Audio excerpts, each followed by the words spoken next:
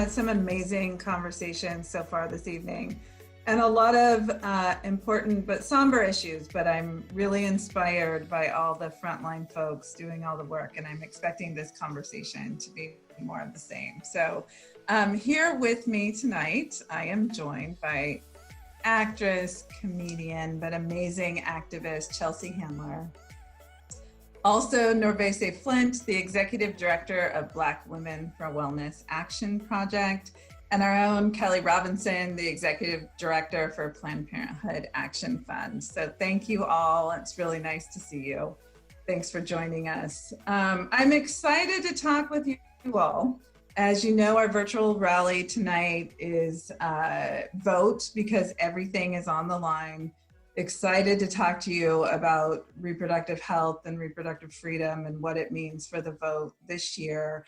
I think, you know, we all knew that it was at stake and everything is at stake, but certainly this issue is at stake a while ago. But with the passing of Justice Ginsburg, I think we all feel that really heavy weight.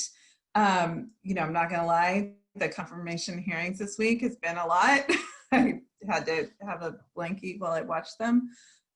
So there's a lot going on, and we've also witnessed what has happened with this administration in terms of our birth control being at risk, in terms of forced sterilizations that we've had to hear about, 400 state restrictions placed on abortion. It's just a lot.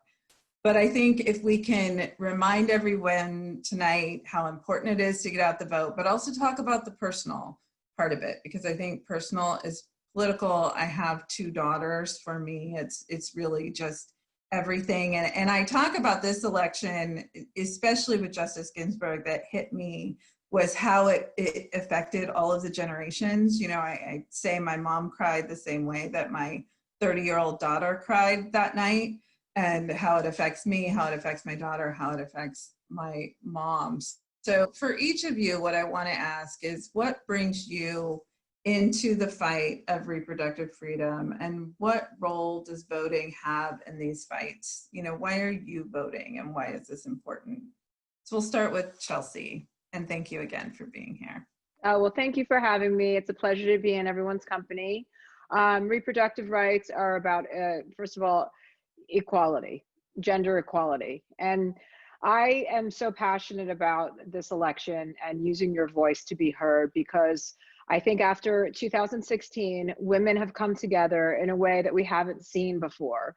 And we realized and understood a little bit late that we're stronger together, and that Black women have been voting in their best interests all along. Yet white women have been voting against their best interests and our own best interests.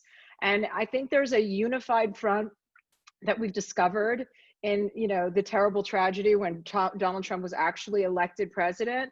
You know, who knows if he was even elected president? I'm sure we'll find out one day what the hell happened. But in the meantime, I take a lot of pride, and it gives me a lot of hope and optimism to see how far we've come in these 4 years, and to see how hard people are working to make sure that your vote is counted, and to see all these people working on all these different campaigns, and all these Congress people running and having to rerun for every 2 years, and all the work that goes into each election, and how hard it is for all of these people that are poll workers, that are poll watchers now. Although we're not giving them the same credit that we're giving the poll workers, to be clear. But all of these people and the people that came before us to fight so that we could use our voice, it's disrespectful not to go out and vote. It's disrespectful not to go out and vote for the rights of women, all women.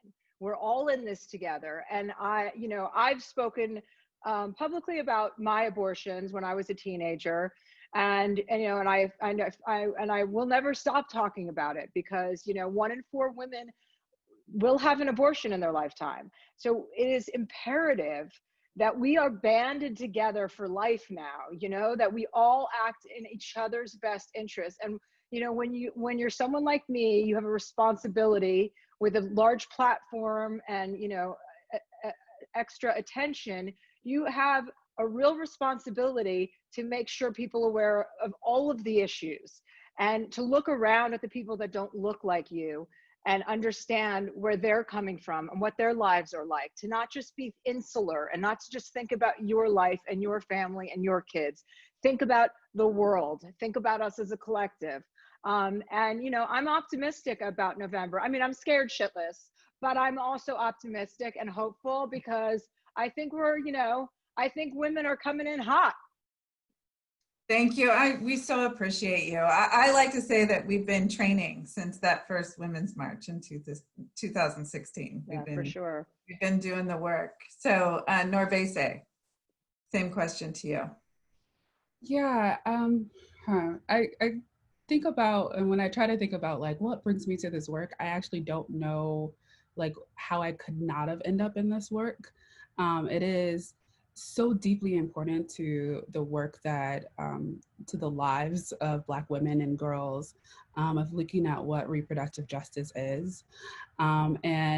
And because reproductive justice is this intersectional space where we think about not only our reproductive and sexual health, but our access to vote, our access to civic engagement, our ability, environment, and criminal justice and education, that this is really where the work is, right? If we don't have the autonomy over our lives, if we're not able to dream big and imagine, if we're not able to walk outside our doors and feel safe, then there is nothing else.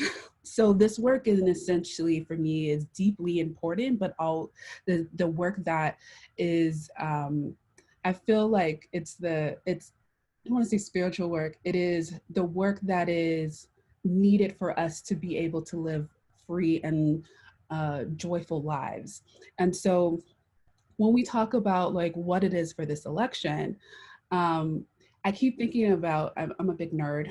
And so I think about like when Dr. Strange puts up the one in the Avengers. Hopefully you all have seen it by now. But I mean, come on, y'all, it's been years. But he puts up the one and say, this is it. This is it. This is like point blank, stop, period. This is it.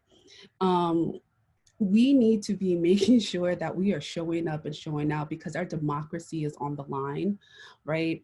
Anything from you being able to get healthcare to who you love is on the line right now. And we need to be serious about this and know that not only if we win everything, right, we take everything in this election, right, and we need everybody to do that, there is still hella work to be done, right? And so we also are, I think of this as the one step to thinking of what it means to actually transform America into the place that we hope and wish it always would be, but had never been for Black women.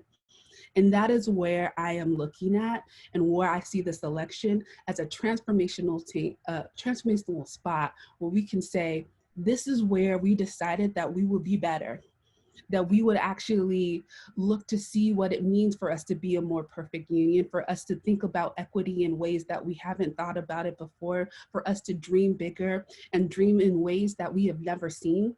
And this starts right now, but that is all at jeopardy if we don't get out there and vote. So it is deeply important. People have fought and died for this space. And like, it is for me, the one thing that we need to do is to show up and show up before November 3rd. November 3rd, your last day, not your first day. Wow, I love that. Thank you so much, Kelly. Y'all got me fired up out here. I'm glad I was on mute because I was hollering because there's just an urgency right now, right? That Chelsea and Norbese are talking about. And I also just want to underscore that there's a joy right now that we're fighting for too, because by winning this November, and like Norbese said, that's the last day, that's not the first day that we can go out and do our duty to vote. But by winning this year, it opens up new opportunities for what's possible, right, in this fight for reproductive freedom. I think for me, I'm really inspired right now. I think I was telling Jody this a couple days ago, but I was talking to my dad recently. He's worked in overnights at grocery stores for like the last 30 years. He calls me sometimes when he's doing his exercise of running the carts around the parking lot. Like he's amped about it. But I was talking to him and he was telling me that, you know, at work, they're starting to call him essential, right? And for somebody that's been a wage earner, a worker at a grocery store working overnights for 30 years, the idea of someone calling him essential had totally changed his mindset. And when he said that, his chest puffed up. He started talking to me about what him and other essential people like him deserved, the healthcare access they deserved, the benefits they deserved, right? The living wages that they deserved. And the interesting thing to me about that is that that's a power that we're tapping into now, right? Because he realized that his labor wasn't only important for him or for me or for our family, but actually it was important to our whole community. And I'm saying that because there's this thing that we've been trying to find as a movement, that moment when working people are realizing that they're essential, that moment when folks of color are ready to step into the power that we've already had, that moment when young people are rising into that understanding that age doesn't dictate agency, right? That moment when women and gender nonconforming folks, when we start to vote like the majority that we are, that's what's happening right now, right? That's what we're tapping into. And that's why our opposition wants us to be afraid and fearful. And there's a choice that we're making right now instead to be joyful, to be proactive, and to vote. Because by doing that, we're actually opening up something that's going to be so transformative for the years to come. So I'm excited about those things. And I think that's the thing that not only drew me to the movement, but continues to call me in day after day.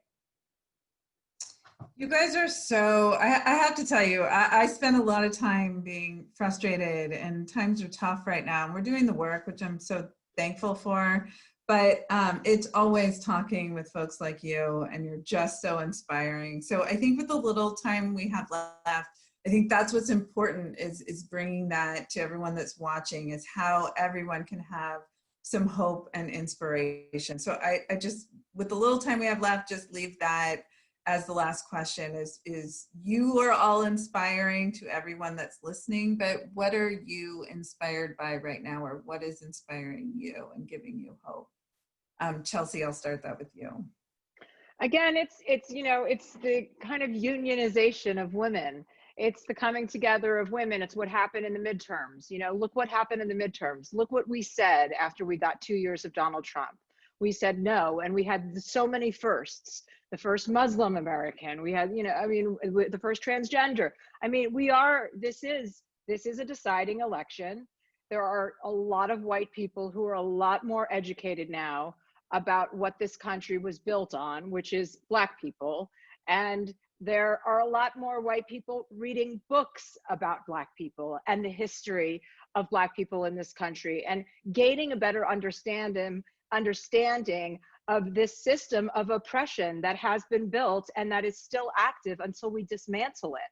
So that inspires me. My white girlfriends who 2 years ago wouldn't even say the word white privilege now say it commonly, and they want to talk about it, and they're not scared to talk about it, and they want to be active, you know, they want to activate, and they're not in the phase of feeling so sorry, you know, the white fragility that we talk about. People are in actionable states now. They want to make change. And so, yes, this is optimistic. America has a reckoning. We have a reckoning. We have an entire history that people are not educated about in this country.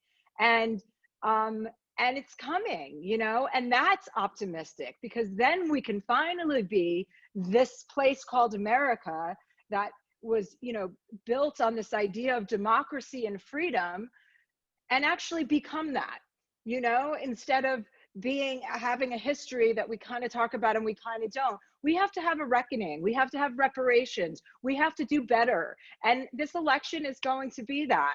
And so, yes, I'm optimistic about my conversations with white people. That's what I'm optimistic about. I love that. Thank you so much. Narvese. Yeah, and thank you for having those conversations, Chelsea. Make less conversations I need to do. So yes, 2 snaps for all of that. Okay. So all right, what personally inspires me, again, I'm about to show my nerd badge, Star Trek. And you're like, Was Star Trek.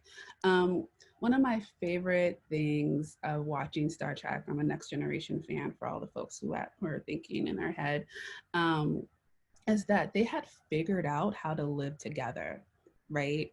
The issues that we had in Star Trek were like, how are we going to deal with this other planet? And like, oh, these big things and the more kind of like romantic things and conversations, but it wasn't about racism, right? What happening within uh, our planet, because we figured that out.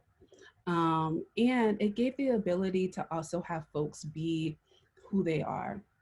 One of the stories I talk about very often is Geordie LaForge, who is a blind Black man who was the chief engineer, right, of a starship, right? They didn't change that he was blind. They didn't change that he was Black. He was in the future, right, which is really important, right? And they figured it out and he was doing the damn thing.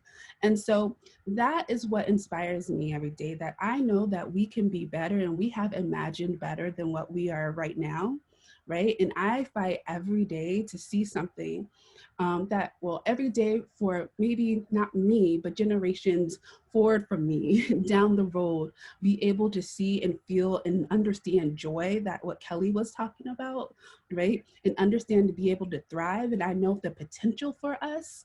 And so that is what gets me up in every day, that what I do right now might not pay off for me, but it will pay off for somebody down the line. And that is what I'm looking for, that someday some girl or gender expansive person is running through and thinking that there is nothing that can stop them from being their best selves. Mm. So Well, Jody, great. we could do a whole panel on Black futurism too, just to talk about how that's Wow. shown up this cycle. But So good. I mean, I'm inspired by some of the same things. Like Chelsea said, we're in the middle of a reckoning, but the thing that sticks with me is that with reckoning always comes transformation, right? There has to be disruption that results in change. And we're just in the middle of that right now. The other thing that gives me a lot of hope is kind of pulling from what Norbezi said, that we're living in a future that was supposed to be impossible in so many ways, right? I mean, I think about 2017 when Paul Ryan and that new Congress said, you know, the first thing that this Congress is going to do is quote unquote defund Planned Parenthood and repeal the Affordable Care Act. And with having no institutional power, but through the power of the people, we stopped that effort. And yet we are still standing here today because of the fight that we put in.